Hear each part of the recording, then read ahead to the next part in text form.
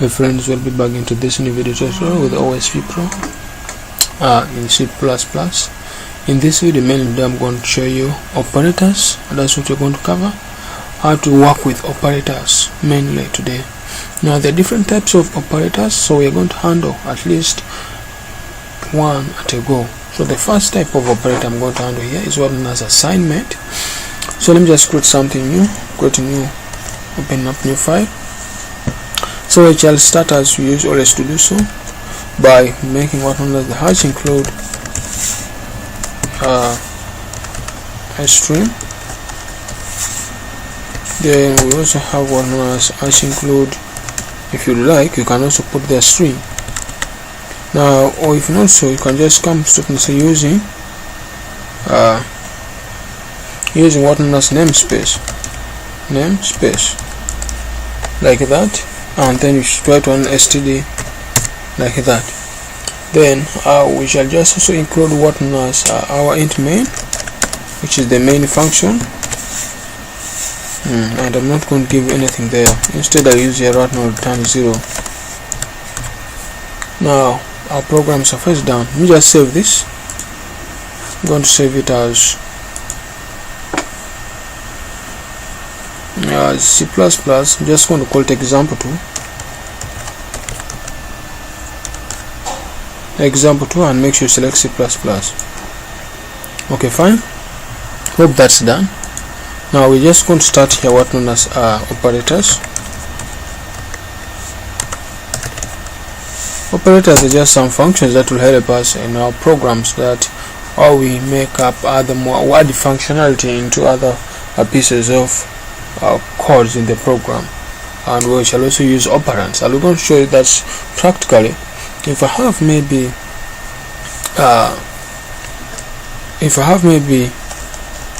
int a is equal to 5 or 4. Now this one is an operator. Get a is equal to 4. This equal sign is an operator. So the examples of operators you're going to handle at the moment is what known as assignment, talk of increment and decrement also, decrement, talk of arithmetic operators. We also talk about logical operators. Now those are the simple operators I'm going to handle here. Let me start with the first one, assignment operator. Now this one known as assignment operator. We are assigning a to 4. So next time when you happen to tell the system to print for us down 4, it will just do that. So if I happen to save and I compile the program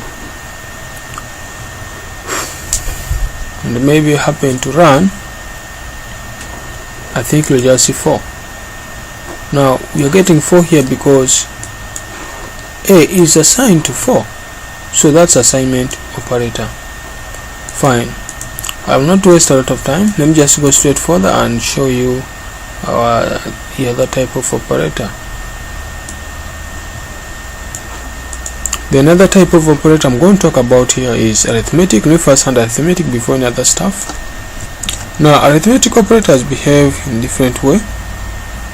First move this one off and talk about arithmetic. Now the following stuffs are arithmetic operators: the plus, minus, I've said plus sign, a minus sign, multiplication, division, and even modulus of a number. Those are what known as arithmetic operators. So to handle them, I just have to let you know, just like addition, give assumption. If I have is that, and also have int 7, int b is equal to 7, something like that. If b is equal to 7, and we are talking about I can just add it here. Maybe int sum c. Okay, c is same as having what we don't know. So c in a simple term is just that. So you can just come here and define that c is same as having b plus a, like that. Now that's what we have. If I want it to print down, I can simply say maybe the sum of A and B is, remember it is C, so I'll come back outside here and I open up, I put there C. I can end line if I want to end line. Let's see, you get. So let me just move this end line since I've been not using it in this tutorial, so I don't want to confuse anyone. So this is it. The sum of A and B is C. So whereby C is going to be addition of this. So in a simple term, that's just arithmetic of addition. Whereby when we try to compile, you just find the answer will be the same thing we have been doing around here, and that's 11. 3 plus what? 4 plus 7. That's 3. That's 11. Talk of the minus, just that, my friends. There's no much deal with it. So that's just arithmetic operation. So the same applies to multiplication, multiplication and division. So let me just undo arithmetic percent. Now this one here is modulus of a number. What's modulus of a number? It's like if I try to give assumption, we divide that one 7 divided by 4, we shall be getting 1 remainder 3. So with the division, we shall discover that we shall get ourselves getting 1. Actually, it would have been remainder 3 if at all I'd use 1 on as a float or a double. We would get at least this remainder value, which is the remaining. But since now we're using an integer, like I've said to you last time in my previous videos, that an integer we don't show the decimal place values because we don't have storage for them. But if I happen to increase this one here by putting there what known as a float, you never know what will happen around here. This is what will happen. If I happen to change the result to be a float, you'll discover that still we shall not until maybe I happen to put also this one to be a float, and this one is also a float, like that. So if you try to cross check here and try to run it here, you'll discover that now we shall get the floating value or that decimal place value we expected to have in the program. So that's how it is, my friends. That's how we use and float dividing. But with the division, actually you get the remainder. But with what known as the percent, the modulus, we are not after the number of time it has gone. We are after only the remainder. Which if you happen to divide 7 divided by 7 modulus 4 means 7 modulus 4, the remainder is 3, is what we want. We don't want the other one which has gone, which is 1. So actually it will just show us the 7 float 7 modulus B. You check that.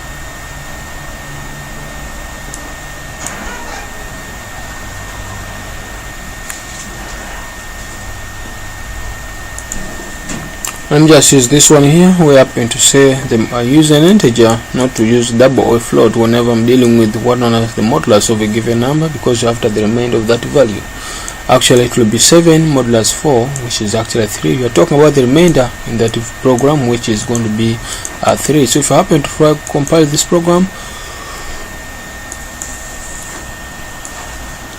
and happen to run, which I'll get 3 just like I've said. So guys, that's how it is. That's how we deal with modulus and the modulus of a number. So these ones are done. Arithmetic and what known as assignment are done. We are left with what known as there's also conditional. There may not handle some of them here. If you look at what known as logical, we have also logical. Like you said, you're going to handle it because it's very, very good and nice to handle that. Arithmetic operators are done, so we are done with that so far. Let us now look at what known as if possible, let's also look at what known as, just try to move these ones down. You don't need it, if that may be okay. Let me first leave that. Now if you look at what known as at the moment, let us look at what known as let's begin with increment. If you say A is equal to 4 and you say maybe this, the modulus of A and B is okay. Let me just try to move this and I try to make something new. Count and I just come and say a plus plus. Now in a simple term, there are two types of increment. There's post increment and prefix increment.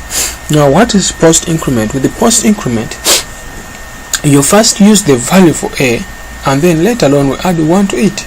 Then with the prefix means you first add, then you use.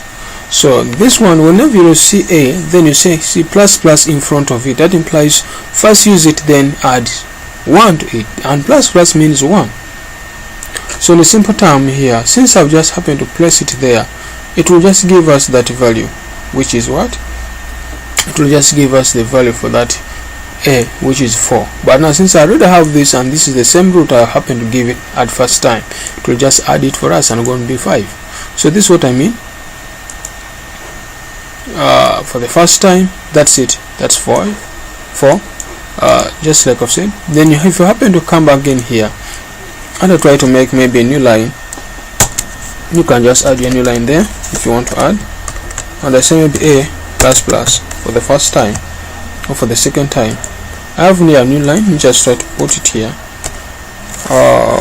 backslash n, and there. Try to shake that.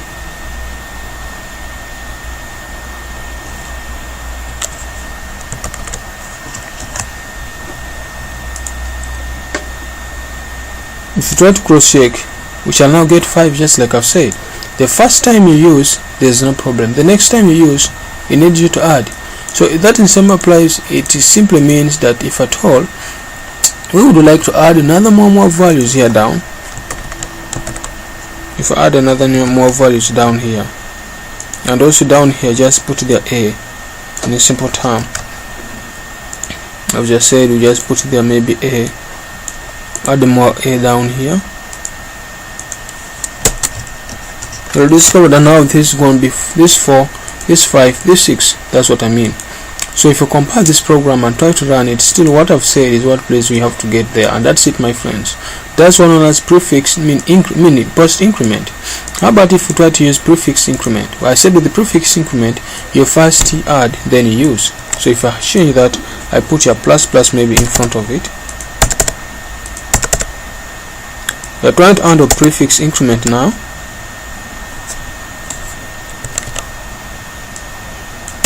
That's how prefix increment mean. Now in simple term, like I've said, with the prefix you have to first add, then use. So definitely this is going to be 5, 6, 7. Just see what will happen there. We shall be getting that stuff, right, like I've said to you. 5, 6, 7. That's with the prefix increment. Now prefix, let me just use the same stuff to explain to you guys what known as the decrement, post, or there's one as increment and decrement. And I've explained in increment we have prefix increment, which is just that, and the post increment, which means that in simple term add plus plus or minus after what known as u using the value. So come back here, let us use still here and just talk about the decrement. Now with the decrement we always have post decrement and prefix decrement. If I put here minus there like that, in a simple term there, what does that mean? It will simply tell us that first reduce 1 and then place the value, display the value. So if you remove 1 from 4 to be 3, remove again 1 from 3 to be 2, remove 1 from 2 to be 1. So if you compile this program, you will get for yourself getting 3, 2, 1, and that's it. So if you try to cross check, that's how they use one on us prefix decrement. So still again, if you come to post decrement, this is how you give it in a program. Post decrement simply means first display the value, then later on reduce it. So if tomorrow we're going to find it anywhere in the program, please don't get confused on what to display or to put there. So this is it. If you try to compile also that and try to run it, you'll discover that just what I've said, please members, is what you have got. I said with the post decrement, that's it. First display the first value, next time then start reducing, and that's what you have got, and that's it. Now that's what known as decrement and increment. Now the same applies when you also have to add your what known as the plus sign. Now that implies now I'm changing the topic again to increment. Now fine, that's okay my friend. I think everything is fine, and hope you guys have covered what I'm trying to talk about, and maybe you have liked this stuff. If you know you like, please you can always comment down and say thanks for the video. If maybe not, please you can also comment down and also say whatever you'd like to say. Then also guys, you can like the video, share the video to all your friends and whatever person you like to share the video. So this one going to be I happen to select this most important part of the C++.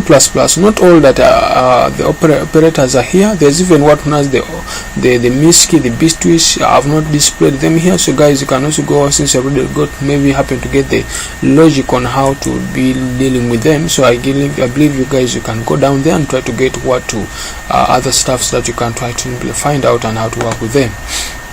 Now let me just try to use another example here to explain to you guys some few stuffs.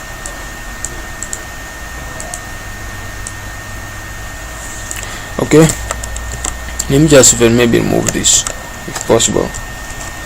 Now we already have, now I'm taking straight to what known as condition. What does condition mean? In a simple condition, we are going to be putting we should going to be using some what known as else and if conditions, if statements. So give assumption, if we say maybe A is if A is equal. Now with the condition we have also one arithmetic, mean what known as relational operators in a simple term. So if instead of handling this one as a comparison or condition, I'm just going to handle what known as relational operators. So in a simple term to make everything clear. So with the relational, we're going to be using the following stuffs. Whenever you're dealing with the relational, we shall be using one as less than, greater than, less than or equal to, greater than or equal to, things like that. And that's what we're going to be covering up in relational operators. Not equal to, negate, yeah, not equal to, things like that. So let me start here. If A is equal to B, that implies if A is equal to B, then you print for me down. So if A is equal to B, then print for us down, maybe A is equal to B.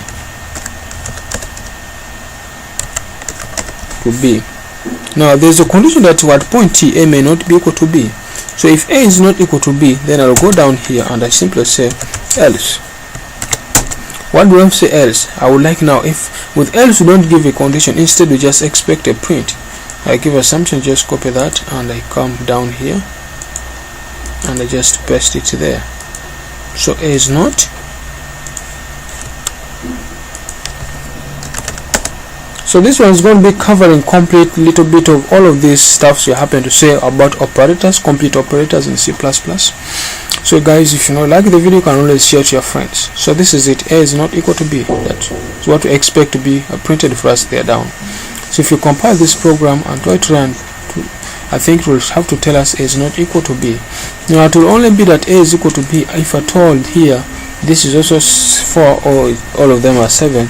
That's when now we expect this one to be printed down for us, just like that. I think guys you have seen that, and that's how what I'm trying to say about, and that's how it is. Hope you guys have understood that. So let us just now try to simply say, just like I've said, you can also use other stuffs like maybe less than. So if A is less than B, if A is less than B, print for us A is less than. If it is less than, stuffs like that, less than B. That implies A is less than B. Otherwise, if A is not less than, simply going to say A is not less than.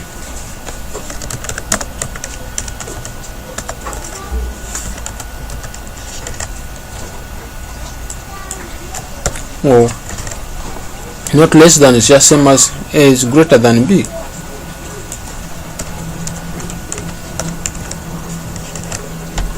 Things like that. So if it is greater than, definitely it will print that greater than conditions, which is just that, if it is greater than. So A is less than B, that's why it happened to print for us that.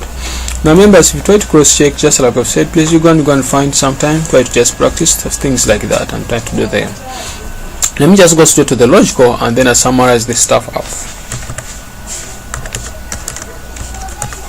Now I'll base on logical because most of the programming, if tomorrow we're going to be looking at conditional statement, then our functional statement, then actually we need logical to be part of us. Now the first thing first, which I have to let you guys know here, with the logical we have two types of logical. We have logical AND, which we won't be writing it or giving it down as two kind of AND sign, something like that, or ampersand. And also have one as logical OR, which we shall be giving it in the form of a pipe,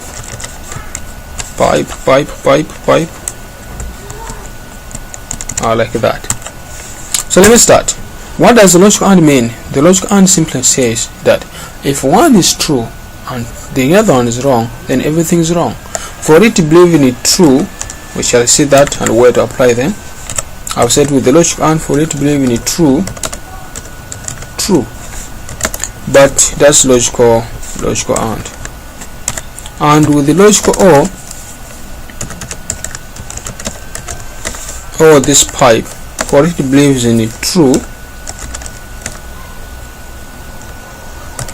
or false. So if one is true and the other one is false, then for it is ever going to be true. That implies in a simple term for the logical AND is that if this one is true and the other one is wrong, then everything is wrong. So we shall get false. So true is equal to true. True false is equal to false. That's with the logical AND. Then with the logical OR, true with the true is going to be true. True with the false will be true. You get? So let's see here now. If you try to come back in here, give assumption. If A, just try to break this down again. If A